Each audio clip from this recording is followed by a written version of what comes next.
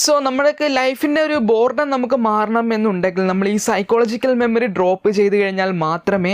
നമുക്ക് ലൈഫിനെ ഒന്നും കൂടെ ഫ്രഷ് ആയിട്ട്, അതായത് ഓരോ മൊമെൻറ്റും നമുക്ക് ഒരു ഫ്രഷ്നെസ്സിലൂടെ കാണാൻ സാധിക്കുക എന്ന് പറയുന്നത്. അതായത് നമ്മളിപ്പോൾ നോർമലി നമ്മളിപ്പോൾ നമുക്ക് ബോറടിക്കുന്നതിൻ്റെ കാര്യം എന്ന് പറയുന്നത്, നമ്മൾ ഒരു ദിവസം നമ്മളൊരു വർക്ക് ചെയ്യുന്നു, പിറ്റേ ദിവസം നമ്മൾ ആ വർക്ക് ചെയ്യുന്നു, ഇത് കണ്ടിന്യൂസ് നമ്മൾ ഡെയിലി ഒരേ കാര്യം തന്നെ ചെയ്യുമ്പോൾ നമ്മൾ ഓട്ടോമാറ്റിക്കലി നമ്മുടെ ആ ഒരു സൈക്കോളജിക്കൽ മെമ്മറി അവിടെ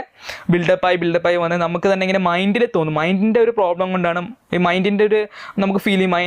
തോന്നും, നമുക്കിങ്ങനെ റെപ്പറ്റേറ്റീവാണ്, നമ്മൾ എല്ലാ ദിവസവും ഒരേ കാര്യം തന്നെയാണ് ചെയ്യുന്നത്, ഇന്നലെ ഞാൻ ഇത് തന്നെയല്ലേ ചെയ്തത്, ഇന്നും വേറെ കാര്യമല്ലേ, ഇന്നും അതേ തന്നെയല്ലേ ചെയ്യുന്നത്, വേറെ ഒരു പുതുമയില്ലോ എന്ന് നമുക്ക് തോന്നുന്ന കാര്യം എന്ന് പറഞ്ഞാൽ ഈ സൈക്കോളജിക്കൽ മെമ്മറി ഒരുപാട് ഇങ്ങനെ മിക്സ്ഡ് അപ്പ് ആകുന്നത് കൊണ്ടാണ്, ഒരുപാട് സ്റ്റോർഡ് ആകുന്നതുകൊണ്ടാണ് നമ്മൾ ഇങ്ങനത്തെ ഒരു ബോർഡം നമുക്ക് ഫീൽ ചെയ്യാമെന്ന് പറയുന്നത്. സോ ഈ ഒരു സൈക്കോളജിക്കൽ മെമ്മറി ഡ്രോപ്പ് ചെയ്യണമെങ്കിൽ നമ്മൾ മെഡിറ്റേഷൻ എന്നൊരു സ്റ്റേറ്റിലേക്ക് വരിക, അല്ലെങ്കിൽ മെഡിറ്റേഷൻ നമ്മൾ ഡെയിലി പ്രാക്ടീസ് ചെയ്യുന്നതിലൂടെ മാത്രമേ നമുക്ക് നമ്മുടെ ആ ഒരു